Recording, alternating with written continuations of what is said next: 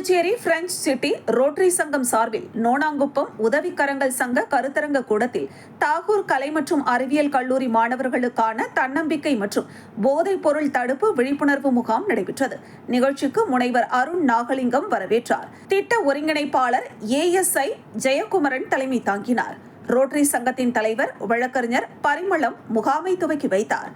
சமூக செயற்பாட்டாளர்கள் கார்த்திகேயன், பாஸ்கரன் மற்றும் வேல்முருகன் முன்னிலை வகித்தனர். புதுச்சேரி அரசின் சிறுவர் நலக்குழு முன்னாள் உறுப்பினர் எழுத்தாளர் அரிமதி இளம்பருதி கலந்து கொண்டு போதைப்பொருள் தடுப்பு, தன்னம்பிக்கை, கல்வி, அறிவு, ஒழுக்கம், உயர் எண்ணம், போட்டித் தேர்வு எழுதும் முறைகள், உயர்கல்வி மற்றும் சமூக ஊடகங்களை ஆக்கப்பூர்வமாக பயன்படுத்தும் முறைகள், தாழ்வு மனப்பான்மையில் இருந்து விடுபடுதல், வாசிப்பு பழக்கம், பேச்சு, எதிர்காலம் குறித்து திட்டமிடுதல் மற்றும் இலக்குகளை அடையும் முறைகள் குறித்தும் பயிற்சி அளித்தார். தொடர்ந்து மாணவர்களிடையே நேர்மையின் முக்கியத்துவத்தை உணர்த்தும் வகையில் சங்கத்தின் சார்பாக நேர்மை அங்காடி திறந்து வைக்கப்பட்டது. உதவும் கரங்கள் வார்டன் சசிகுமார் நன்றி கூறினார். மாணவர்களின் கலந்துரையாடல் நடைபெற்றது.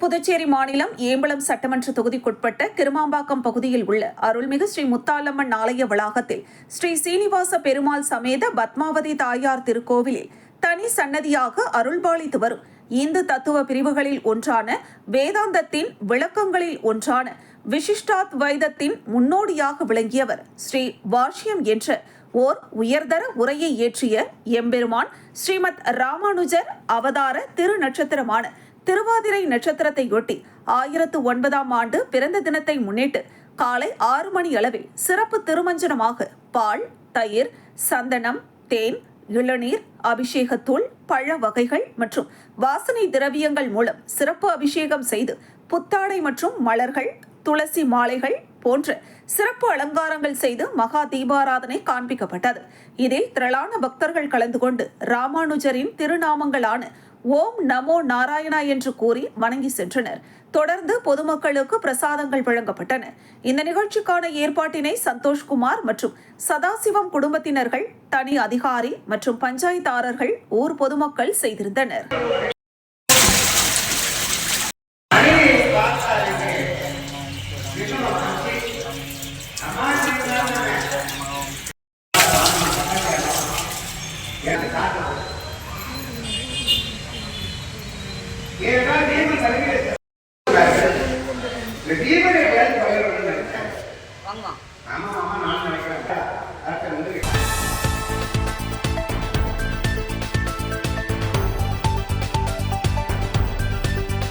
ஸ்ரீ மணக்குள விநாயகர் பொறியியல் கல்லூரியில் மாபெரும் பணியாணை வழங்கும் விழா சிறப்பாக நடைபெற்றது. இப்பணியாணை வழங்கும் விழாவில் TCS தலைமை ஆர்கிடெக்ட் ஜூடே ரிச்சர்ட் சிறப்பு விருந்தினராக கலந்து கொண்டு விழாவை சிறப்பித்தார். இந்த நிகழ்ச்சியில் தக்ஷசீலா பல்கலைக்கழகத்தின் வேந்தர், ஸ்ரீ மணக்குள விநாயகர் கல்வி குழுமத்தின் தலைவர் மற்றும் மேலாண் இயக்குநர் தனசேகரன், செயலாளர் நாராயணசாமி, பொருளாளர் ராஜராஜன், இணை செயலாளர் வேலாயுதம் கலந்து கொண்டனர். முன்னதாக இக்கல்லூரியின் இயக்குநர் மற்றும் முதல்வர் முனைவர் வெங்கடாஜலபதி அனைவரையும் வரவேற்று வரவேற்புரையாற்றினார். அதனைத் தொடர்ந்து வேலைவாய்ப்பு டீன் கைலாசம் கல்லூரியின் வேலைவாய்ப்பு அறிக்கையை சமர்ப்பித்தார்.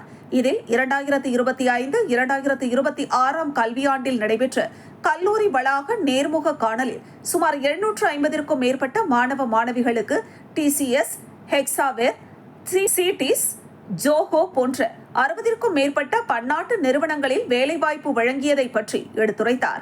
மேலும் இந்த நிறுவனங்கள் மாணவர்களுக்கு 3.5 லட்சம் ரூபாய் முதல் 13 லட்சம் ரூபாய் வரை சம்பளம் வழங்கியது குறிப்பிடத்தக்கது. இந்த நிகழ்ச்சியில் பொருளாளர் ராஜராஜன் மாணவர்கள் AI தொழில்நுட்பத்துடன் சார்ந்து கோடிங் எழுத எளிதாக கற்றுக்கொள்ள வேண்டும், மாணவர்கள் வேலைக்கு சேர்ந்த முதல் 3 மாதங்கள் கவனிக்கப்பட வேண்டிய நாட்கள்.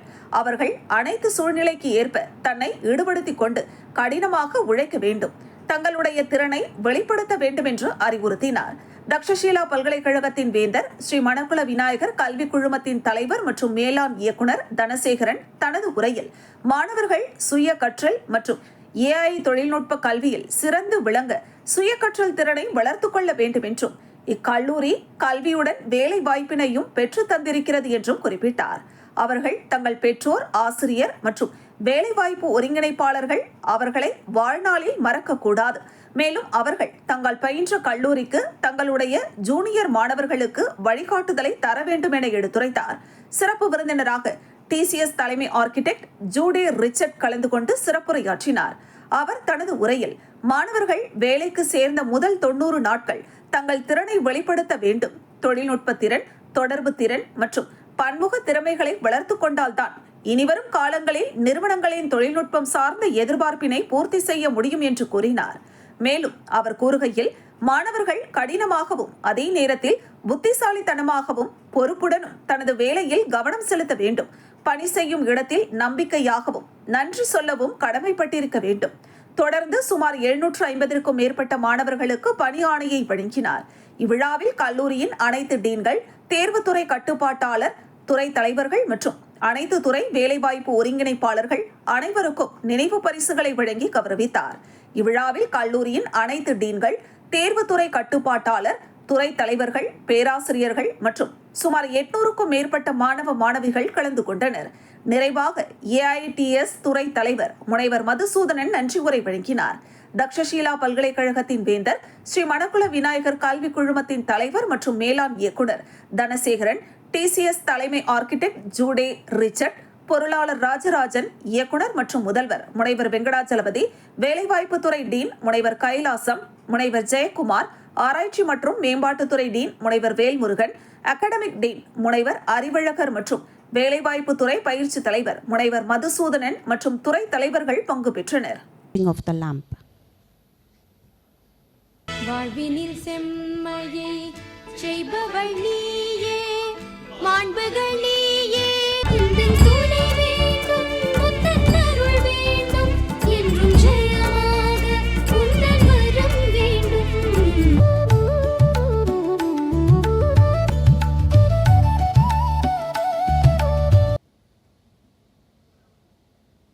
It is with a great joy and pride. It's okay.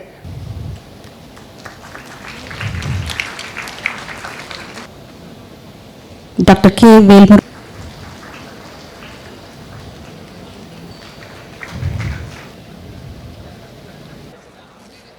TTS Gen C, Aishwarya, Use-on Technology, Deepika, TCS TTS Gen C, Use-on.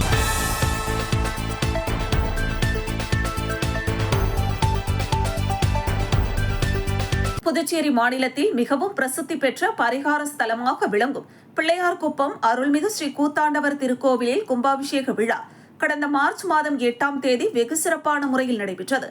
தொடர்ந்து அருள்மிகு ஸ்ரீ கூத்தாண்டவர் சுவாமி திருக்கோவில் திருவிழாவினை முன்னிட்டு கடந்த 16ஆம் தேதி செட்டியார் மரபினர் கொடியேற்றும் நிகழ்ச்சி நடைபெற்றது. தொடர்ந்து முக்கிய நிகழ்வாக கிராம மக்கள் கொடியேற்றும் நிகழ்ச்சி நடைபெற்றது. இதில் பக்தர்கள் திரளாக கலந்து கொண்டு சுவாமி தரிசனம் செய்தனர். இதனைத் தொடர்ந்து கோவிலுக்கு அருகாமையில் அமைந்துள்ள சங்கராபரணி ஆற்றங்கரை பகுதியில் காத்தவராயன் சுவாமிக்கு படையலிட்டு பக்தர்களுக்கு காப்பு கட்டுதல் நிகழ்ச்சி நடைபெற்றது. கொடியேற்ற நிகழ்வின் விரதத்தை தொடங்க பக்தர்கள் காப்பு கட்டிக் கொண்டனர். இதில் சுற்றுவட்டார பகுதியைச் சேர்ந்த ஏராளமான பக்தர்கள் கலந்து கொண்டு சுவாமி தரிசனம் செய்தனர். இந்த நிகழ்ச்சியில் ஊர் பெரியோர்கள், முக்கியஸ்தர்கள் உட்பட பக்தர்கள் திரளாக கலந்து கொண்டு சுவாமி தரிசனம் செய்தனர். தொடர்ந்து ஆலயம் சார்பாக விழாவில் கலந்து கொண்ட பக்தர்களுக்கு அறுசுவை அன்னதானம் வழங்கப்பட்டது. இவ்விழாவில் புதுச்சேரி, தமிழகம் மற்றும் பல்வேறு மாநிலங்களில் இருந்து ஆயிரக்கணக்கான திருநங்கைகள் மற்றும் பொதுமக்கள் கலந்து கொள்வார்கள் என்பது குறிப்பிடத்தக்கது. நிகழ்ச்சிக்கான ஏற்பாட்டினை கோவில் நிர்வாக அதிகாரி, பிள்ளையார்குப்பம் கிராம பொதுமக்கள் மற்றும் இளைஞர்கள் வெகு சிறப்பான முறையில் செய்திருந்தனர். முக்கிய நிகழ்வாக 28ஆம் தேதி திருக்கல்யாணமும், 29ஆம் தேதி தேர் திருவிழாவும், மே மாதம் 14ஆம் தேதி படுகளம் எழுப்புதல் நிகழ்ச்சியும் நடைபெறவுள்ளதாக ஆலயம் சார்பாக தெரிவிக்கப்பட்டது.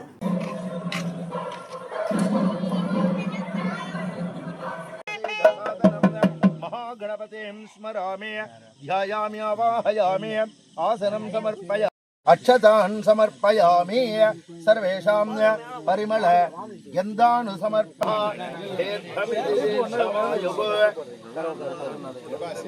ॐ भद्रस्सुनीति सघना पुनः ॐ आयुष्यं वर्चस्यघ्नं रायस्फोटमोद्भेदं यदग्धं हिरण्यं वर्चस्वज्जयत्रियाय विसधातु माम् ॐ रक्षो हनो वलकहनो नभान् रक्षो हनो गोः रक्षाबन्धन मूर्तो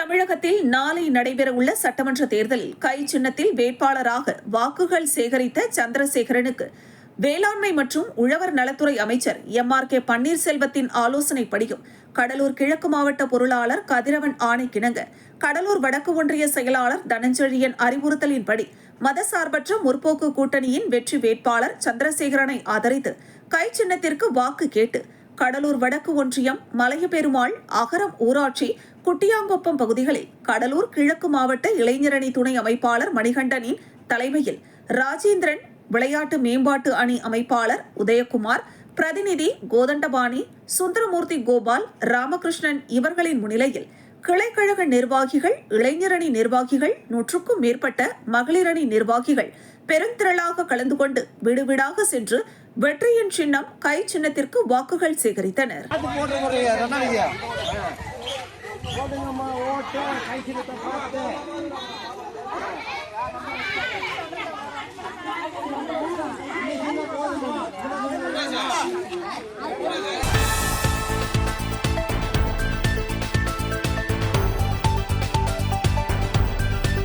தஞ்சாவூர் மாவட்டம் மன்னார்குடியை சேர்ந்தவர் 40 வயதான மணிகண்டன். இவர் காவி உடையில் சாமியார் போல் சுற்றித் திரிந்தார். இவர் திருவண்ணாமலையிலிருந்து நேற்று காலை ரயிலில் புதுச்சேரி வந்தார். ரயில் நிலைய பிளாட்பாரத்தில் பெண்கள் நடமாட்டம் உள்ள பகுதியில் சிறுநீர் கழித்ததால் ரயில்வே காவல்துறையினர் அவரை வெளியேற்றினர். இந்த நிலையில் பிற்பகல் மீண்டும் ரயில் நிலையத்திற்குள் நுழைய முயன்ற மணிகண்டனை பணியில் இருந்த ரயில்வே உதவி ஆய்வாளர் சரவணன் தடுத்து நிறுத்தினார். இதனால் இருவருக்கும் இடையே வாக்குவாதம் ஏற்பட்டது. ஆத்திரமடைந்த மணிகண்டன் தன் பையில் மறைத்து வைத்திருந்த கத்தியால் சரவணனை தாக்கினார். இந்த தாக்குதலில் சரவணனின் கையில் ஆழமான காயம் ஏற்பட்டதுடன் நரம்பு அறுந்ததாக கூறப்படுகிறது. அவர் இரத்த வெள்ளத்தில் மயங்கிய நிலையில் உடனடியாக புதுச்சேரி அரசு மருத்துவமனைக்கு கொண்டு செல்லப்பட்டார்.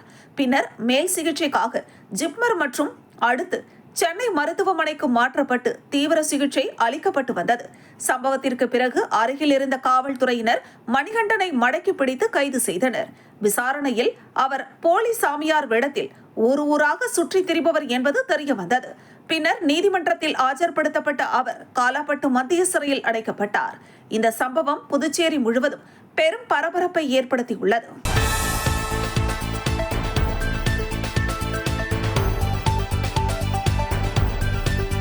புதுச்சேரி தர்ம சம்ரக்ஷண சமிதி சார்பில் ஸ்ரீ ஆதிசங்கரர் மற்றும் ஸ்ரீ ராமானுஜர் ஜெயந்தி விழாவை முன்னிட்டு உலக நன்மை வேண்டியும் அனைவரும் சுபிக்ஷமாக வாழ வேண்டியும் 1008 பெண்கள் கலந்து கொண்டு 5 மணி நேரம் அகண்ட ஸ்ரீ லலிதா சகஸ்கரநாமம் மற்றும் ஸ்ரீ விஷ்ணு சகஸ்கரநாமம் பாராயணம் செய்யும் நிகழ்வு நடைபெற்றது.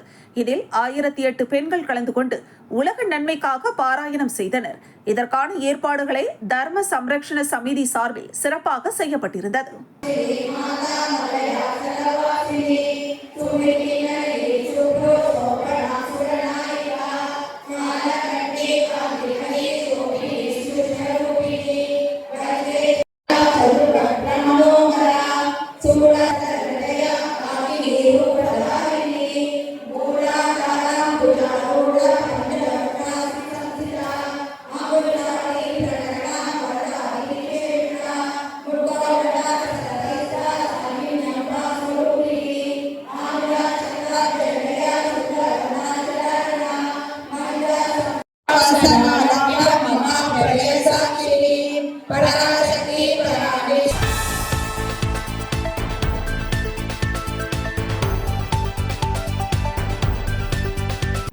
புதுச்சேரி ரயில் நிலையத்தில் நடைபெற்று வரும் மேம்பாட்டு பணிகள் தற்போது சுணக்கமடைந்துள்ளன.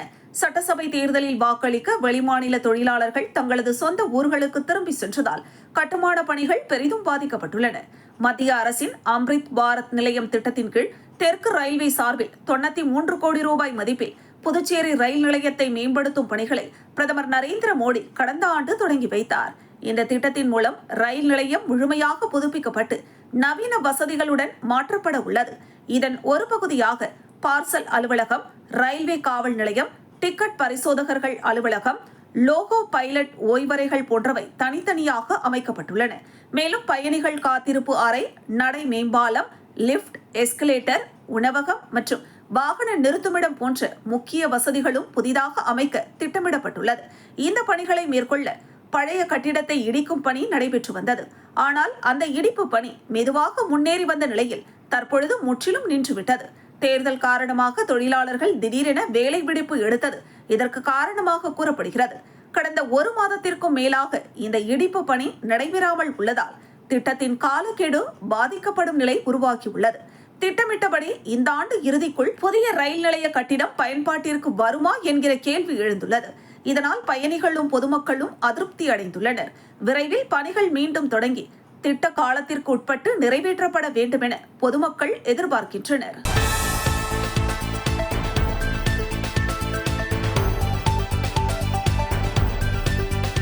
தமிழக சட்டசபை தேர்தலை முன்னிட்டு புதுச்சேரியில் உள்ள அனைத்து வகை மதுபான கடைகளையும் 3 நாட்களுக்கு மூட கலால்துறை உத்தரவு பிறப்பித்திருந்தது. இந்த உத்தரவு 23ஆம் தேதி வரை அமலில் இருப்பதாக அறிவிக்கப்பட்டது. அதன்படி புதுச்சேரியில் நேற்று காலை 10 மணி முதல் அனைத்து மதுக்கடைகளும் மூடப்பட்டன. இந்த நிலையில் மதுக்கடைகள் மூடப்பட்டதை பயன்படுத்தி சிலர் கள்ளத்தனமாக மது விற்பனை செய்ததாக காவல்துறையினர் தகவல் பெற்றனர். இதையடுத்து பல்வேறு பகுதிகளில் காவல்துறையினர் திடீர் சோதனை நடத்தினர். திருக்கனூர் பகுதியில் முத்துகிருஷ்ணன் என்பவர் கைது செய்யப்பட்டு அவரிடமிருந்து 19,000 ரூபாய் மதிப்பிலான 34 மதுபான பாட்டில்கள் பறிமுதல் செய்யப்பட்டன. பாகூர் கொத்தமேடு பகுதியைச் சேர்ந்த கார்த்திக் என்பவரும் கைது செய்யப்பட்டார். மேலும் மேல் பரிக்கல்பட்டு பகுதியில் ரஞ்சித் மற்றும் சரபாலா ஆகியோர் கைது செய்யப்பட்டனர். சக்கரபாணி என்பவர் சாராயம் விற்றதில் காவல்துறையினர் கைது செய்தனர். வில்லியனூர் பகுதியில் வீட்டில் மதுபானங்களை பதுக்கி வைத்து விற்ற செந்தில் என்பவரும் கைது செய்யப்பட்டார். இவ்வாறு புதுச்சேரி முழுவதும் நடைபெற்ற சோதனைகளில் மொத்தம் 7 பேர் கைது செய்யப்பட்டு அவர்களிடமிருந்து பல்வேறு வகையான மதுபானங்கள் பறிமுதல் செய்யப்பட்டன. சட்டவிரோதமாக மது விற்பனை செய்வோருக்கு எதிராக கடுமையான நடவடிக்கை தொடரும் என காவல்துறையினர் எச்சரிக்கை விடுத்துள்ளனர்.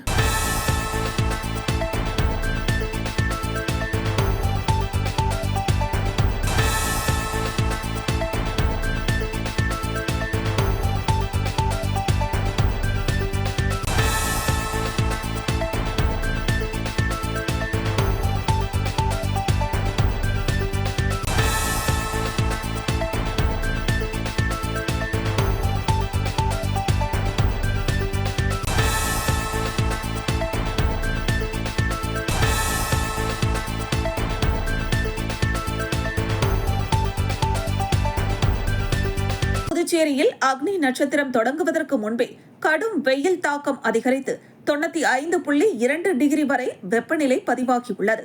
இதனால் பொதுமக்கள் கடும் அவதியடைந்து பகல் நேரங்களில் வெளியே செல்ல முடியாமல் வீட்டிலேயே முடங்கியுள்ளனர். சுற்றுலா முக்கியத்துவம் வாய்ந்த புதுச்சேரி நகரில் நாளுக்கு நாள் வெயிலின் தாக்கம் உயர்ந்து வருகிறது. வழக்கமாக அக்னி நட்சத்திரம் ஆரம்பித்த பிறகே வெப்பம் அதிகரிக்கும் நிலையில் இந்த ஆண்டு அதற்கு முன்பே சுட்டெரிக்கும் வெயில் மக்கள் வாழ்வை பாதித்து வருகிறது. அவசர தேவைகளுக்காக வெளியே செல்லும் பொதுமக்கள் கூட தலையில் துணி போர்த்தி கொண்டு தலைக்கவசம் அணிந்து பயணம் செய்து வருகின்றனர். கடும் வெப்பத்தால் புதுச்சேரியின் முக்கிய சாலைகளில் வாகன போக்குவரத்து குறைந்து வெறிச்சோடி காணப்படுகிறது. மேலும் சுற்றுலா பயணிகள் திரளாக காணப்படும் கடற்கரை சாலையும் வெப்பத்தின் தாக்கத்தால் வெறிச்சோடி காணப்படுவது குறிப்பிடத்தக்கது.